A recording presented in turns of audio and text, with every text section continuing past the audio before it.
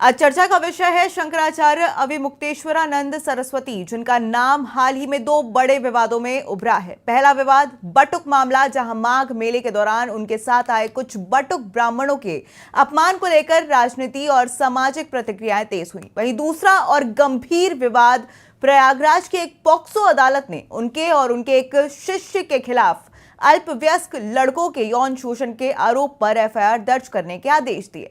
अब इस मामले में आरोप है कि बच्चों को गुरुकुल शिक्षा के नाम पर शोषण किया जा रहा था। शंकराचार्य ने इन आरोपों का खंडन भी किया है और इसे झूठा और साजिशपूर्ण बताया है, जबकि संत समाज के कुछ लोगों का काफी चिंता का विषय बन गया है ये पूरा मामला।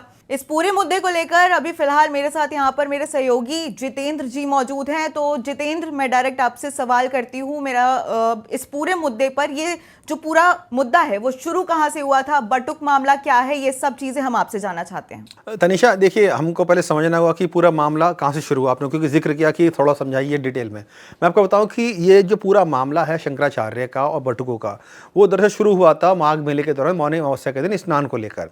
क्योंकि मौनी अमावस्या के दिन बहुत बड़ी संख्या में जो श्रद्धालु स्नान करने आते हैं, ऐसे में जो मार्ग वहाँ बनाया गया था वो वहाँ पर यात्रियों जो श्रद्धालु थे उनके वापस जाने का वो मार्ग था। लेकिन शंकराचार्य अपने दल बल के साथ वहाँ पहुँचते, रथ के साथ पहुँचते हैं स्नान करने के लिए, और वहाँ पर पुलिस ने बैरिकेडिंग की हुई थी ताकि कोई जो यात्री हैं वहाँ पे या जो स्नान करने वाले श्रद्धालु आए उनको कोई परेशानी ना हो। ऐसे में उनसे रिक्वेस्ट की गई थी शंकराचार्य जी से कि आप इस मार्ग से ना जाएं, चूँकि भीड़ बहुत ज़्यादा है। ऐसे में वो इस रास्ते को ना चुने और यहाँ से पैदल चले जाएं। उन्होंने इसी बात को अपना एक मुद्दा बनाया था और वो लगातार उनसे बहस करते हुए नजर आए। हमने देखा था किस तरीके से वीडियोस में कि शंकराचार्य और पुलिस के बीच में तमाम कहासुनी वहाँ पर हो रही थी। ये विवाद इतना बढ़ गया कि शंकराचार्य वहीं पर बैठ के धरना प्रदर्शन करने के लिए उनको कहना है कि ये मेरा कहीं ना कहीं अपमान है, और एक शंकराचार्य जो कि सनातन धर्म के सबसे बड़े गुरु माने जाते हैं, उनको इस तरह रोकना स्नान से ये कहीं ना कहीं सनातन धर्म का अपमान था। उस बात को लेकर वो वहाँ पर धरने पर बैठ गए। हालांकि इसके बाद ये मुद्दा काफ़ी गरमाया, राजनीति उसमें काफ़ी हुई, क्योंकि माघ मेले के दौरान शंकराचार्य को ये सब देखना पड़ा था। तमाम नेताओं की प्रतिक्रिया इसमें आ गई। फिर उसके बाद से रिक्वेस्ट भी उनसे लगातार की गई कि आप वहाँ से हट जाइए। लेकिन सबसे बड़ी जो घटना इस पूरे मामले में हुई थी वो दरअसल जिस दिन का ये माघ मेले का जो घटना है, जब स्नान के लिए जा रहे थे, उसी रात को वहाँ पर तमाम जो शंकराचार्य के शिष्य हैं, उन जिनको बटुक कहा जाता है, जो कि मैं आपको बताऊं कि बटुक उनको कहा जाता है जो छोटे नन्हे बालक होते हैं, जो गुरुकुल में अपनी शिक्षा दीक्षा ग्रहण कर रहे होते हैं और जो स्वामियों के सानिध्य में लेकर वो ज्ञान प्राप्त करते हैं, उनको बटुक महाराज बोला जाता है। उन बटुकों की बाकायदा चुटिया पकड़कर उनको वहाँ से घसीटा गया, उनकी पिटाई की गई, और ये वीडियो हमने देखे हैं। और ये मामला ऐसा तरीका पहली बार नहीं है, हमने देखा है 2015 में भी जब अखिलेश यादव की सरकार यूपी में थी, उस दौरान भी इनके ऊपर लाठी डंडे चलाए गए थे। और चूंकि अब राजनीति इस पर बहुत ज़्यादा हो रही है, बीजेपी शामिल है और समाजवादी पार्टी ने भी इस पर हमला किया, लेकिन जब बीजेपी ने वो वीडियो दिखाई तो कहीं ना कहीं समाजवादी पार्टी वो भी बैकफुट पर आ गई थी। तो राजनीति दोनों तरफ से हो रही थी। लेकिन सवाल ये, इसको ब्राह्मणों की अस्मिता से जोड़कर देखा गया और लगातार इसका विरोध भी हुआ कि जिस तरीके से बटुक ब्राह्मणों की चुटिया पकड़ी गई है वो कहीं ना कहीं बहुत बड़ा अपमान है बटुकों का, सनातन धर्मियों का और खासतौर से ब्राह्मण समाज का। क्योंकि ब्राह्मण समाज की जो चुटिया होती है वो ब्राह्मण समाज में बहुत ज़्यादा प्रिय मानी गई है, बहुत ज़्यादा उसकी वैल्यू मानी गई है, क्योंकि वो एक प्रतीक है ब्राह्मण के होने का। उसको चुटिया पकड़कर उनको घसीटना, इसका हमने विरोध देखा। और इसके विरोध में हमने देखा है कि उत्तर प्रदेश सरकार में एक सिटी मजिस्ट्रेट ने अपना गुस्से में आकर सरकार से इस्तीफा भी दे दिया। अलंकार अग्निहोत्री जो बरेली में सिटी मजिस्ट्रेट थे, उनका कहना था कि जिस तरीके से बटुक ब्राह्मणों का या ब्राह्मणों का वहाँ पर अपमान हुआ है, उससे नाराज होकर वो सरकार के विरोध में अपना इस्तीफा दे रहे हैं। हालांकि उनकी एक अपनी पॉलिटिक मंशा है, पॉलिटिक राजनीति करने की अपनी मंशा है, वो अलग इधर, लेकिन वो इस दौरान में इस मामले में पूरा कूद के सामने आए। विवाद लगातार बढ़ते रहे, हमने देखा दिनों दिन बीत गए हैं। जब लगा कि विवाद इतना ज्यादा बढ़ गया है बटुक ब्राह्मणों का, तो कहीं ना कहीं उत्तर प्रदेश के जो उप मुख्यमंत्री हैं पाठक साहब, वो सामने आते हैं और कहते हैं कि इस तरह शायद नहीं होना चाहिए था, जिन्होंने भी ये कृत्य किया है वो बहुत घिनौना कृत्य है, हम सजा देंगे।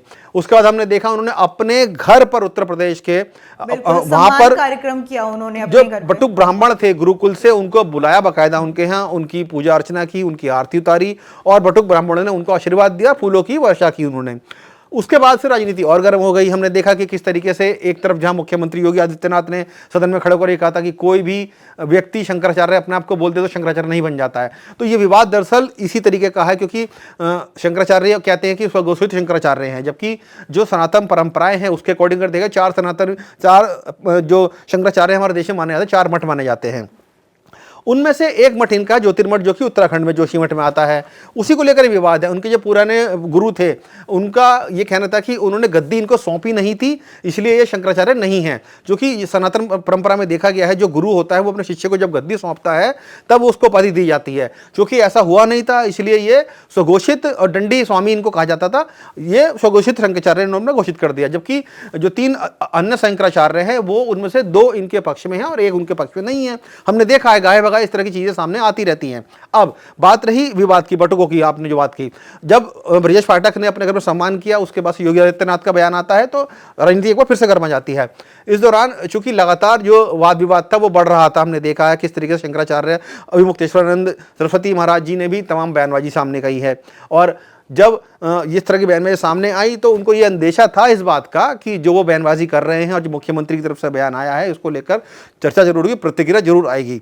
और उन्होंने जब ये एफआईआर हुई है उनके अगेंस्ट में, उनके शिष्य के अगेंस्ट में, और पॉक्सो कानून के तहत ये मामला दर्ज कराया गया। तनीषा, आप इसकी गंभीरता समझिए। पॉक्सो कानून एक ऐसा कानून है जहां बाल शोषण के प्रति लोगों को सजा दी जाती है और उस मामले में इनको फंसाया गया है। और फंसाया क्या गया कि जो चार्जेस लगे हैं उन पर, हम ये गलत यूज कर रहे हैं, माफी चाहूंगा, कि उन पर चार्जेस लगाए गए हैं और उनके शिष्य के ऊपर चार्जेस लगाए गए हैं। हालांकि उनका कहना, जी मेरा एक सवाल है यहाँ पर आपसे, क्योंकि आपने पॉक्सो की बात कर दी है, तो ये किस बुनियाद पे इन पे जो इल्ज़ाम है वो लगाए गए हैं? पॉक्सो एक्ट किस बेसिस पे लगाए गए हैं?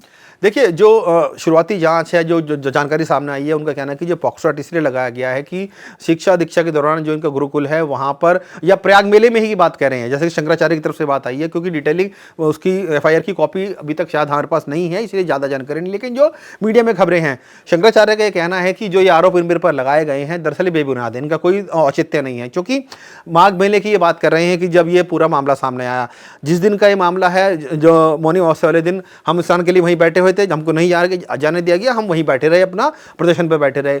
उसके बाद से तमाम चीज़ें हुई हैं और जिस दिन की ये घटना की बात कर रहे हैं उस दिन तो वहाँ पर हम थे ही नहीं। तो तमाम तरह की इसमें भ्रांतियां हैं जो फैलाई जा रही हैं, उनका ये आरोप है। उनका कहना है कि अगर आरोप लगे हैं तो सिद्ध भी करना होगा, हम जांच के लिए तैयार हैं। लेकिन उनका शंकराचार्य महाराज का ये कहना है कि जो आरोप है सरासर गलत है, सिर्फ राजनीति से प्रेरित है। चूंकि लगातार ये विवाद है बटुकों का वो बढ़ा हुआ नजर आ रहा है और कहीं ना कहीं प्रदेश में इसको लेकर राजनीति बहुत गर्म है। क्योंकि सब जानते हैं इस पूरे मुद्दे को लेकर सभी दल राजनीति कर रहे हैं। हमने देखा उत्तर प्रदेश में खासतौर से कि किस तरीके से ब्राह्मणों के प्रति एक अलग व्यवस्था चलाई जा रही है राजनीतिक तौर पर। हमने देखा उत्तर प्रदेश में मुख्यमंत्री यूपी के हैं, बीजेपी के हैं, उन्हीं के विधायक एकजुट हो जाते हैं, लामबंद हो जाते हैं, मीटिंगें करते हैं, फिर उसका ठाकुर समाज लामबंद हो जाता है, वो मीटिंग करता है। तो कहीं ना कहीं जो अलग अलग समाज के लोग हैं वो लामबंद हो रहे हैं और कहीं ना कहीं जो ब्राह्मण है वोट बैंक उसको टारगेट किया जा रहा है। उसके बाद हमने देखा कि किस तरीके से बसपा की तरफ से बयान आते हैं, समाजवादी पार्टी की तरफ से बयान आते हैं कि ब्राह्मणों को उचित स्थान अगर नहीं मिल रहा है, उचित सम्मान नहीं मिल रहा है तो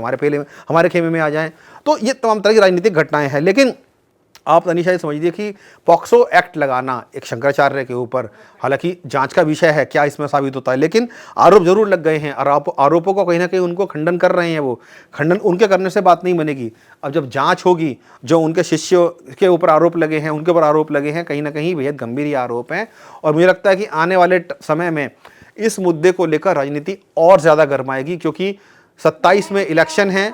इसी पर था कि क्या इन विवादों का जो है सामाजिक और राजनीतिक असर दिखना शुरू हो चुका है और आगे की क्या संभावनाएं हैं इसमें और क्या कुछ हो सकता है? देखिए, राजनीतिक असर की आपने बात की है, क्योंकि शंकराचार्य सनातन धर्म के सबसे बड़े स्वामी माने जाते हैं और ब्राह्मण समाज जिस तरीके से उनको अपना पूजता है, पूजनीय है बहुत, हालांकि सभी के लिए पूजनीय है। लेकिन यूपी में जिस तरीके से अभी तक राजनीति चल रही है ब्राह्मणों को लेकर, उसमें एक ये नया अध्याय जुड़ गया है। शंकराचार्य का विवाद इसमें जुड़ गया, क्योंकि शंकराचार्य सनातनी धर्म के सबसे बड़े स्वामी माने जाते हैं और ब्राह्मण समाज को कहीं ना कहीं वो अगुवाई करते हैं और अनुयायी उनके बहुत ज़्यादा हैं। हमने देखा उत्तर प्रदेश में ही, क्योंकि ब्राह्मण समाज एक बड़ा वर्ग यूपी में माना जाता है। और जब उनकी शिखा चोटियों को खींचा गया है, तो कहीं ना कहीं ब्राह्मण समाज की नाराजगी भी सामने आई थी, हमने देखा है किस तरीके से। और राजनीति अपने तौर पर इसमें हो ही रही है, सभी दल अपनी तरीके से राजनीति कर रहे हैं, लेकिन बीजेपी ने भी कहीं ना कहीं इसको पाटने का प्रयास किया। जो उनके उप मुख्यमंत्री हैं पाठक साहब, उन्होंने अपने घर में बटुकों को बुलाया, उनका सम्मान किया। कहीं ना कहीं एक वो ओवरलैपिंग या कहें कि उसको पाटने की एक प्रयास था उनका कि इस मुद्दे को किसी न किसी तरीके से कम करा जाए, शांत करा जाए। लेकिन फोटोज भी बहुत वायरल हुई थी। तुरंत बाद इस तरीके से एफआईआर करवा देना पॉक्सो के अंदर से कहीं ना कहीं मैसेजिंग बहुत गलत शायद जा सकती है। बीजेपी ने ज़रूर इस बात का इल्म होगा उनको, क्योंकि सरकार के आदेश पर ही या क्योंकि अधिकारियों ने जो ये एफआईआर की है उनको जांच कर रही है। पीछे की मंशा क्या है किसकी वो हम नहीं जानते हैं, लेकिन हाँ जो राजनीतिक गलियारों में चर्चाएं हैं वो कहीं ना कहीं है कि जिस तरीके से मुख्यमंत्री और शंकराचार्य आमने सामने हैं, एक दूसरे के साथ वाद विवाद होता रहता है, कहीं ना कहीं ये उसका एक परिणाम है। और हो सकता है कि आने वाले टाइम में ये परिणाम और ज़्यादा घातक सिद्ध हों, बयानबाजियाँ और ज़्यादा सामने निकल कर आएँ, तो कुल मिलाकर देखना होगा। लेकिन राजनीति पूरे मसले पर बहुत ज़्यादा हो रही है।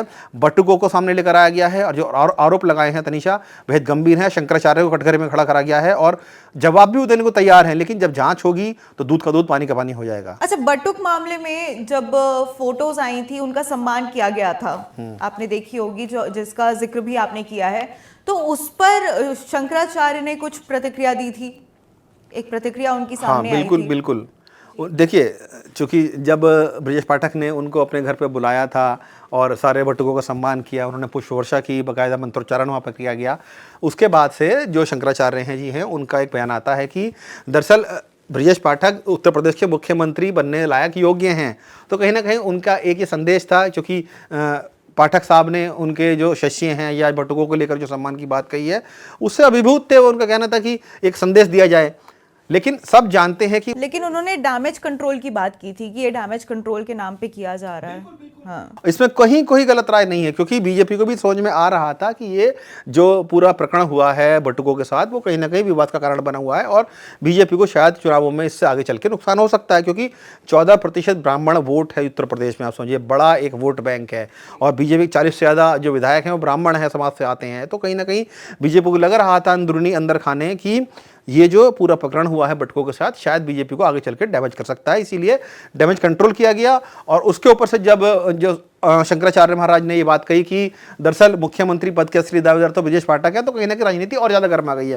हालांकि वो एक राजनीतिक बयान था उनका, उनको सिर्फ एक क्या कहते हैं कि आग में घी डालने वाला काम था, कहीं ना कहीं भड़काने वाला काम था कि ब्राह्मणों को की और बताया जाए कि आगे चल के हमें किसको वोट करना किसको नहीं करना। क्योंकि ये पूरा जो मामला है दरअसल तनीषा राजनीतिकरण का एक अड्डा बन गया है इस टाइम। सनातन धर्म को चाहे वो किसी भी एंगल से देखी जाए, राजनीति उसमें पूरी तरीके से की जा रही है। जितेंद्र, आपका बहुत बहुत धन्यवाद, आप हमारे साथ जुड़े। और तो आपने सुना कि क्या था पूरा मुद्दा, और अब एफआईआर हो चुकी है शंकराचार्य पर, और आगे अब क्या कुछ इस मामले में आता जाएगा हम अपडेट देते जाएंगे। और अब तब तक के लिए देखते रहिए स्टेट मिरर।